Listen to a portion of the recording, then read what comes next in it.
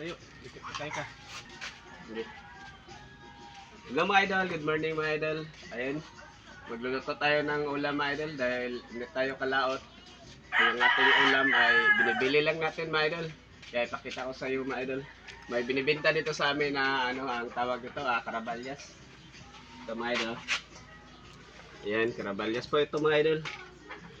60 lang po ang binibenta dito sa aming isla mga idol. 1 kilo 60 po. Kaya nakapagtula na rin kami ito mga idol. Yan, marami din yung 1 kilo mga idol, di ba? Di gaano kalakihan pero masarap na rin. Ito mga idol, yung natira, gawin namin kinilaw mga idol. Ito may binili ng lamas yung aking misis to, sibuyas at saka kamatis at limon.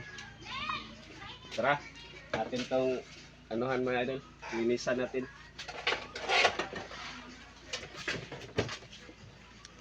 Ayun, mayroong lumapit na yung aking alaga mga idol kapag isda mga idol, lalapit talaga tong aking isda na yung pusa ko mga idol. Kasi gusto din sila sa mga idol sa isda mga idol. Op, tsaka na kayo ha. Huwag kayong lalapit muna dyan, op. Huwag kayong kakain muna. Kasi kunti lang, doon na lang kayo sa sinabawan. Dito na pinilagay yung ating nakuha laman mga idol sa isda. Ay! Huwag muna. Ganito lang magkilaw mga idol para mabilis mga idol. Madali lang magkuha ng laman. Ganyan. Yan idol. Yan. Tapos, oops, huwag muna. Huwag muna. Ito lang yung ano yung ibigay natin sa pusa natin mga idol. Itong ulo mga idol. Yan, hinihintay na mga idol. Kinukuha na mga idol. So yan. Ito mga idol, di ba? Madali lang mga idol. Ito yung laman. Yan, kikilawin natin. Ito pa mga idol. Ganyan lang pagkuha ng mga laman mga idol. Yan. Mabilisan. Tignan nyo yung aking pusa mga idol, oh. Isda yung kinakain din nila mga idol. Kaya mga idol, magkilaw mga idol. Ganito din ba kayo magkilaw mga idol? Magkilaw ba rin kayo ng mga mga idol? Karabalyas. Ito lang yung ulam namin mga idol. Sana may mga ulam din kayo dyan mga idol. Sa isla mga idol, pag masipag ka lang magpunta doon sa baybayin, pag hindi ka makalaot mga idol, ayan, may mga naglalaot dyan sa baybay mga idol. Punta ka lang doon, may mauulam ka mga idol.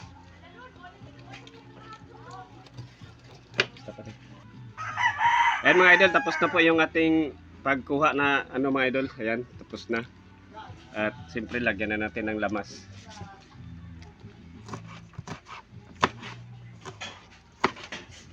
Ganun ng mga idol para masarap ng ating kinilaw.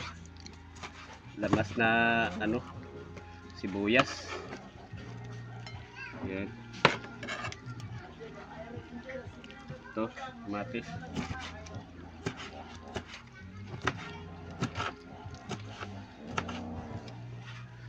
Ating pinupinuhin mga idol para madali makain ang ating mga bata kasi kakain din sila ng kinilaw mga idol.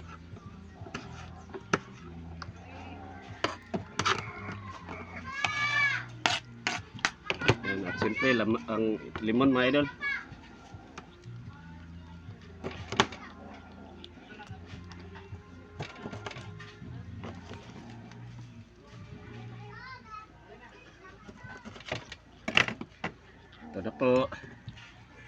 Ito na po mga idol, itong kinilaw. Lalagyan natin ng suka, asin, yan ang padimpla natin, at saka kunting bitsin. Huwag natin damihan mga idol, baka masakit yung ating kidney.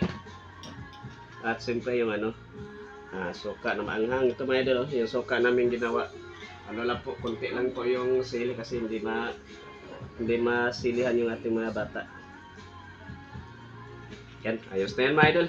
At haluin na lang natin. Tikman natin.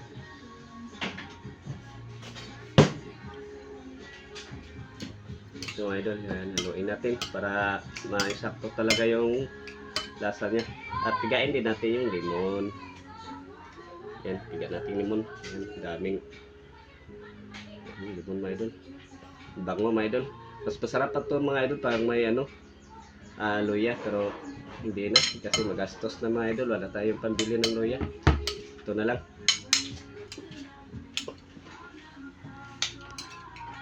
Ito mga idol, oh. Itong sobo sa inyo, para sa inyo.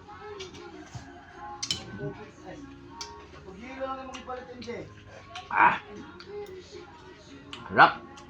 Maasim-asim siya na medyo maanghang konti. Tapos, nalalasahan mo yung kamatis at sibuyas at sarap ng isda.